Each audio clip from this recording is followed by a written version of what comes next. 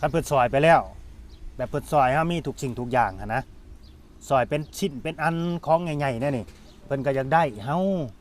แบบว่าเป็นสู่เป็นแฟนนั่นนี่ก็มีได้แม่นบ่น้องเป็นแนวนั้นแต่มันก็มีหลายแง่หลายสบายดีสวัสดีพ่อแม่พี่น้อง FC ที่ฮักแพงเบิดสุขคนเบิดสุขสุขเด้อพอๆกับช่อง YouTube บ่าวลาวว่าเพิ่นคือเก่าคือเดิมพี่น้องเอ้ยเพิ่มเติมกับมื้อนี้ก็สิพาพี่พาน้องเนาะ FC ทั้งผู้เก่าผู้ใหม่และมารู้จักกับน้องสาวอีก2คนพี่น้องเอ้ยเนาะซึ่งเป็นผู้สาวโสดกับแม่นและอีกคนนี่แบบว่าอยู่กับพ่อเนาะแม่เพิ่นเสียว่าซั่นซะพี่น้องชีวิตก็ค่อนข้างลำบากเนาะแบบว่าเป็นคนเบิ่งพ่อแล้วก็พ่อก็แบบว่าไปทำงานเนาะเป็นลูกจ้างเขานี่แหละก็ได้เงินก็บ่รวมบ่หลายพี่น้องเอ้ยเนาะและมื้อนี้ก็เฮาก็ได้มีโอกาสสิมาสัมภาษณ์น้องเพิ่นออกสื่อเนาะเพื่อว่าสิมีแบบว่าผู้รักผู้ใหญ่เพิ่น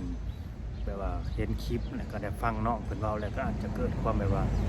เมตตาสงสารเนาะอยากเบิ่งอยากแย่งอยากดูแลอยากซัพพอร์ตหรือว่าอยากอุปการะน้องเพิ่นเนาะอันนี้ก็สิเป็นผู้สาวโสดทั้ง2คนพี่น้องเอ้ยมื้อนี้ก็สิสัมภาษณ์แบบแพ็คคู่เนาะแพ็คคู่พี่น้องเอ้ยนะหลายคู่หลายคนก็น่าสิ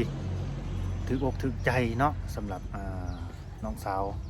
ผู้สาวโสด2คนที่เฮาสิสัมภาษณ์ในตอนนี้ก็เพื่อบ่เป็นการจักษะเสียเวลาพี่น้องเอ้ยจังไปทำความรู้จักน้องเพิ่นพร้อมๆกันเนาะไปพี่น้องเอ้ยฝากกดไลค์กดแชร์กดติดตามเด้อนี่แหละพี่น้องเอ้ยเนาะผู้สาวเสียผู้สาวโสดก็แม่นผู้สาวสำน้อยก็แม่นพี่น้องเอ้ยเนาะกำลังเป็นตาหักตาแพงพี่น้องเอ้ยเนาะน่าสิเป็นตาหักตาแพงเป็นตาเบิ่งตาแยงนะเอาแนวมันได้พี่น้องกับผู้สาวสำน้อยมันต้องเป็นแนวนั้นเนาะ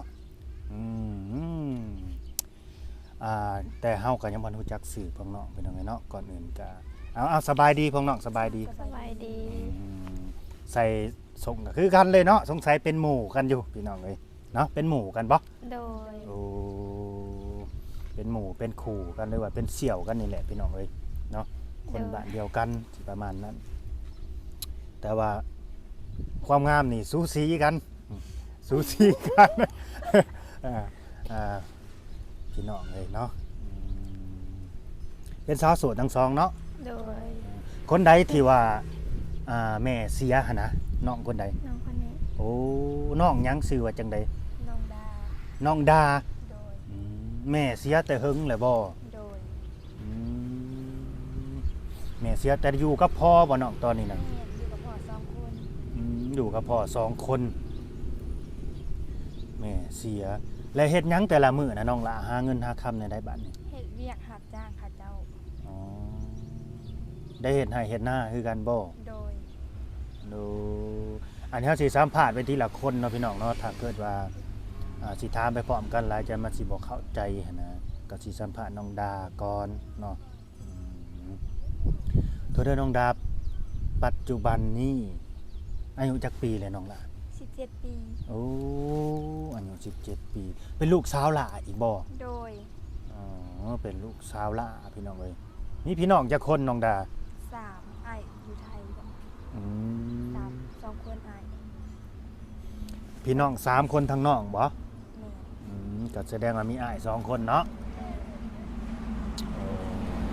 มีครอบครัวเบิ่นแล้วบ่อ้ายของน้อง มีมาแล้วแต่เพิ่นไปอยู่นำเมีย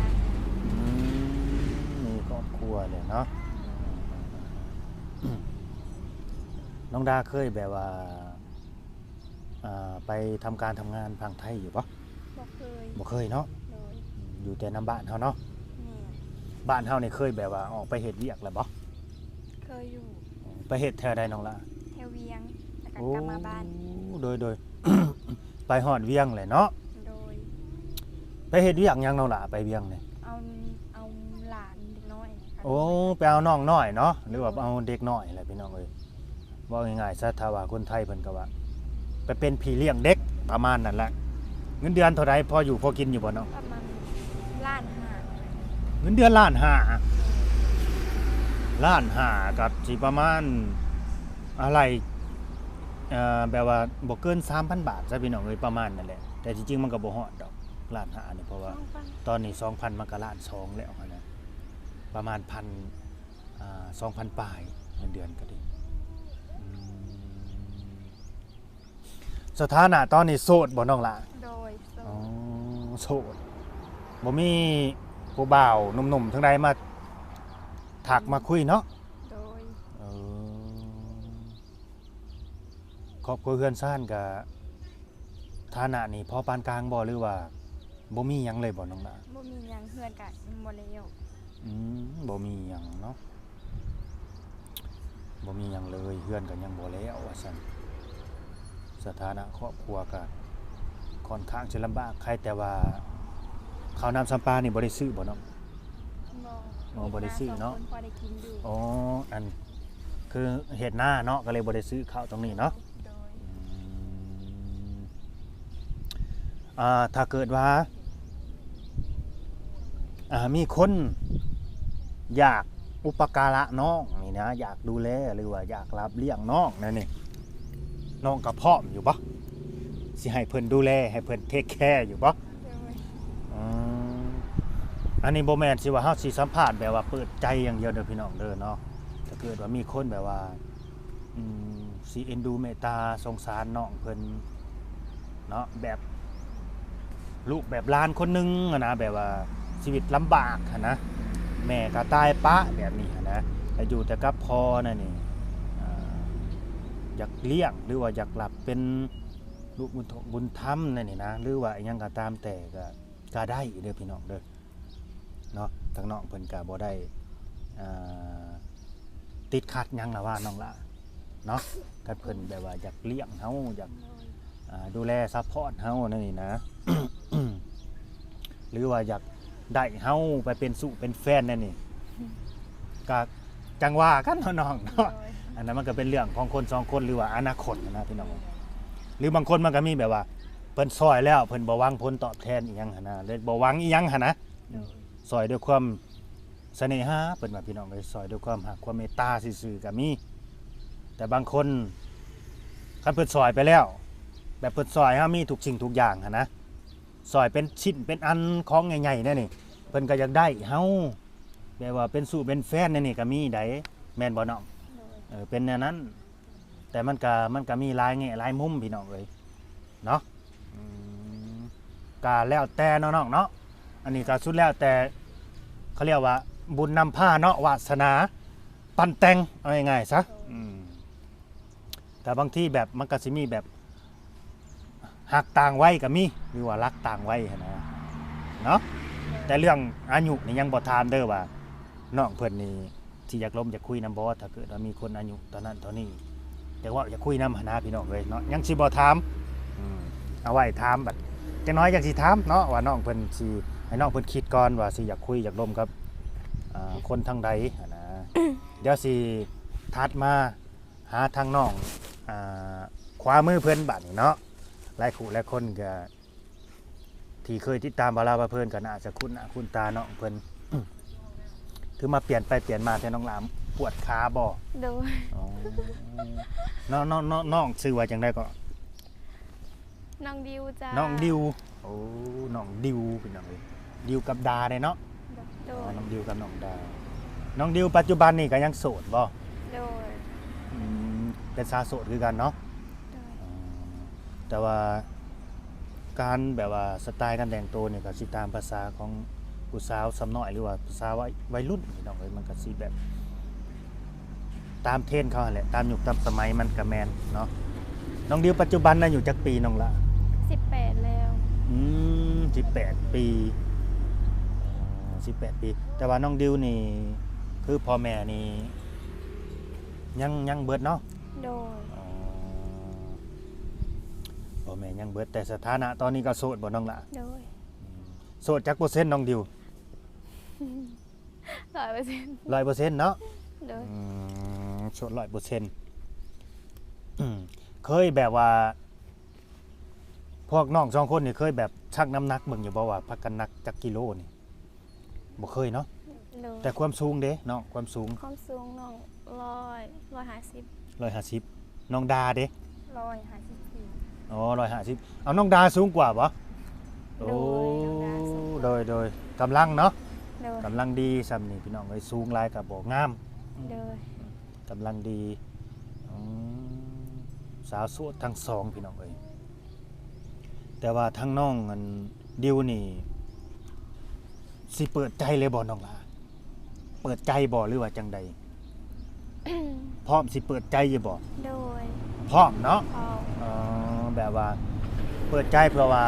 จะมีคนล้มคนคุยแล้วก็คนสิมาดูแลแล้วก็เทคแค่น้องหั้นนะ โดย เนาะเปิดใจให้เจ้าของแล้วก็เปิดใจให้หนุ่ม โดย ๆเอาเฉพาะหนุ่มโสดบ่น้องหลาคนที่สิทักเข้ามาจิมาคุยน้องดิวนี่นะต้องเป็นหนุ่มโสดอย่างเดียวบ่ แบบดูได้ก็ได้ แบบได้ก็ได้ โดย คือว่าแน่นั่นน้องหลามีเมียก็สิคุยบ่เดี๋ยวนี้ เอ้ยว่าแบบได้ก็ได้ มีเมียก็สิคุยติต้องเป็นคนโสดอย่างเดียวเนาะพอห่างพอใหม่ก็ได้แบบนั้นล่ะว่า โดย ไอ้ก็สินำไปแนวนั้นเนาะ โดย หรือว่าน้องเพิ่นคิดบ่ทันบ่เนาะแนวใดก็และเรื่องอายุได้น้องดิว อายุ ประมาณเท่าใดน้องหลาเอาแบบว่าพอที่น้องหับได้เด้อบ่ต้องแบบว่าเฮาบ่ต้องไปเปิดโอกาสให้อ่าคนที่ว่าเพิ่นสูงอายุอะนะเอาซ้ำที่น้องหับได้เด้อ โดย คิดว่ามันพอเป็นไปได้อะนะแบบเฮาเอาไปแล้วเฮาคุยไปแล้วเฮาคบแล้วเฮาบ่อายคนอื่นอะนะหรือว่าตัวน้องสิบ่แค่ไปก็ได้ โดย กูมือนี่นะอ่ามันบ่มีหยังแบบว่าบ่ต้องสนคำบ่ต้องแค่คำคนบ่ต้องสนคำเว้าไผนะคือแบบแนวใดก็ได้ที่ว่าชีวิตเฮาสิสบายหั้นนะน้องล่ะ โดย เนาะสิสบายโดยที่บ่เฮ็ดให้คนอื่นเดือดร้อนหั้นนะบ่ต้องสนใจแล้วก็โตน้องรับได้หั้นนะ โดย คิดว่าอยู่ประมาณเท่าใดน้องล่ะ ประมาณ30 50 70ก็ได้ ฮะ ประมาณ30 50 70 30 50 70บ่ โดย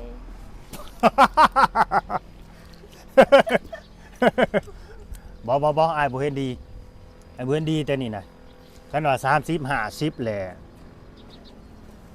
มันโอเคอยู่คันว่า70อ้ายบ่เห็นดีไดมันเกินไปหั่นนะอันนี้เฮาขอคัดค้านหน่อยหนึงเด้อพี่น้องเด้อขอคัดค้านจังนั้นมันสิมีได้ FC น่ะน้องหลาที่ว่าเขาแบบว่าบ่พอใจอ้ายที่ว่าอ้ายมาแบบว่าคัดค้านน้องหั้นนะน้องตัดสินใจไปแล้วเจ้าคือไปแบบไปห้ามน้องอหยังประมาณพอดีมันมีคนที่ว่าอายุประมาณนั้นแหละเขาเบิ่งอยู่หั้นนะก็เลยอ้ายนี่แบบว่าไปคัดขวางเขาในนี่แบบไปแชกนะคือบ่ให้โอกาสเขานี่เขาเลยบ่พอใจว่าบ่าวลาวคือไปแบบห้ามน้องแนวนั้นแนวนี้นะบ่ โดย คันว่าเอาพอเป็นไปได้ซะน้องล่ะซ้ำน้องนี่อ้ายว่าจัก55ลงมาซะไปบ่ให้เกิน55ซะ เนาะ แม่นบ่ให้เกิน55ซะอ้ายว่ากำลังดีซำนี่55นี่บางทีคนแบบว่าอยู่เมืองนอกเมืองนาเพิ่นก็มี โดย วิชาอาชีพหรือว่าการงานเพิ่นเฮ็ดมันก็แบบบ่ได้ลุยคือบ้านเฮาอะนะบ่ได้เฮ็ดตากแดดตากฝนอันนี้มันก็ยังดูอ่อนอยู่หั่น โด นะ ย ก็ยังดูดีอยู่ โดย ถ้าคบไปก็บ่อายไผหั่นนะ โด เพิ่ ย นก็ยังหนุ่มอยู่นั่นนี่55ลงมา โดย 30เนี่ยนี่นะ โดย แล้วก็คนที่พร้อมที่จะดูแลน้องดูแลน้องได้นะแล้วก็เป็นผู้นำน้องได้คือเลี้ยงน้องได้ซะเอาง่ายๆซะคันว่า70แล้วอ้ายก็เป็นห่วงแหน่จักหน้อย เพราะว่าถ้าเอาเพิ่นมาแล้วญาติน้องนั้นได้แบบว่าดูแลเพิ่นอย่างเดียวหั่นนะเพิ่นสิดูแลเฮาบ่ได้ได้เพิ่นแก่เกินวัยหั่นนะ โดย เนาะอันนี้ก็ต้องขอโทษขออภัยเด้อพี่น้องเด้อสำหรับ FC บ่าวลาวที่ว่าอายุใกล้สิฮอด70หรือว่า70หั่นนะถ้าเฮ็ดเวียกให้งานเพิ่นก็เกษียณแล้วเนาะพร้อมบ่น้องหลาน้องดิวมั่นใจบ่น้อง โดย เนาะถ้าเพิ่นถากมาแหละคุยได้น้องหลา โดย 70นี่ โดย ก็บ่แม่นว่าสิคุยกับทุกคนดอกก็ขึ้นอยู่กับแบบว่าเพิ่นสิมาแบบใดเพิ่นมาจิมาบ่หรือเพิ่นสงสารเฮาอยากช่วยเหลือเฮา โดย ถ้าว่าเพิ่นถากมาเพิ่นมาว่าโอ้ยป้านี่หรือว่าอ้ายนี่สนใจน้องเด้ออยากดูแลน้องอยากได้น้อง โดย เป็นสู่เป็นแฟนในนี่น้องก็เบิ่งเอาว่าน้องรับเพิ่นได้บ่แบ แบบหน้าตาผ่านบ่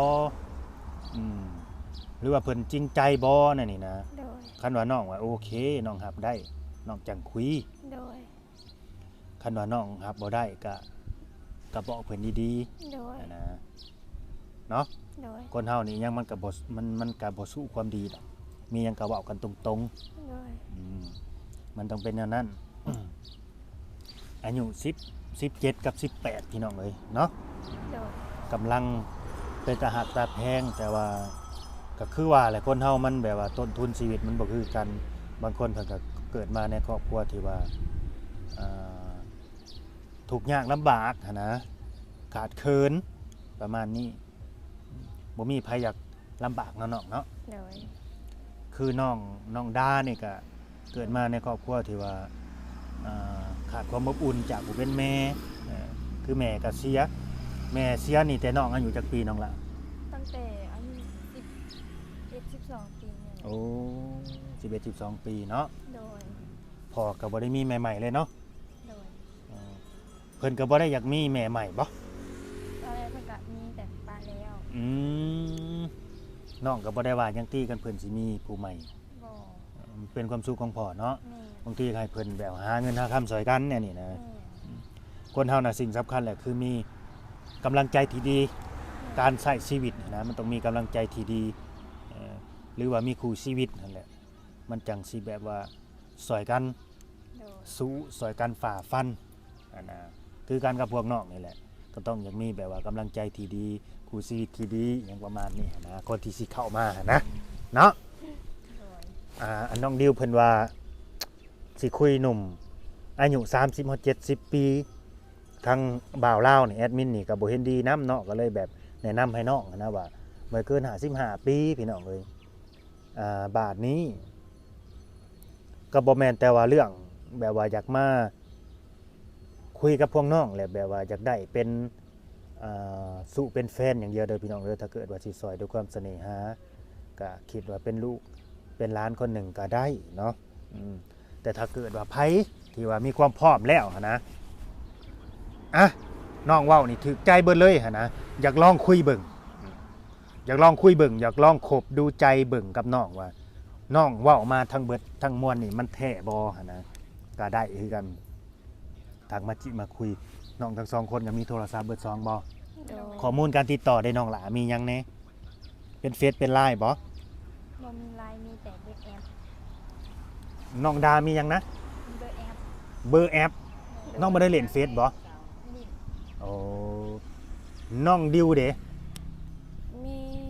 มีไลน์แล้วก็มีเฟซ มีเฟซสะดวกแจกเลยแม่นบ่เนาะบ้านนี้กำลังถามมาฮอดข้อมูลเนาะที่ว่าช่องทางติดต่อทางน้องดาเพิ่นเนาะสำหรับทางน้องน้องดิวนี่ก็สะดวกทางเฟซทาง LINE แล้วก็เล่นฮอด IG นำว่าซั่นบ่ธรรมดาได้น้องมันน้องดิวนี่เล่นเบิดทุกอย่างพี่น้องเอ้ยมีฮอด IG ก็สะดวกแจ้งเบอร์น้องๆล่ะเนาะ โดย จะว่าน้องดาป่านนี่พี่น้องเอ้ยบ่ได้เล่นเฟซบ่ บ่ ไลน์ได้มีบ่ มี อ๋อไลน์กับแอปว่าซั่นพี่น้องเอ้ย จริง เนาะสะดวกแต่ไลน์กับแอปนี่ส่วนมากคนลาวอยู่ต่างประเทศก็เล่นพี่น้องเอ้ยแต่ว่าคนไทยนี่คือเพิ่นบ่เล่นเลย WhatsApp นี่นะเนาะบาทนี่น้องทั้งสองคนนี่อยากคุยผู้บ่าวทั้งใดน้องล่ะเอ้า คนไทยแล้วก็ต่างประเทศ โอ้คนไทยแล้วก็ต่างประเทศ โดย คนลาวเฮานี่บ่คุยเนาะน้องเนาะคนอยู่ในลาวบ้านเฮานี่นะ โดย ลาวในคือลาวบ้านเฮานี่ โดย ถ้าลาวนอกนี่คุยเนาะน้องล่ะเนาะ โดย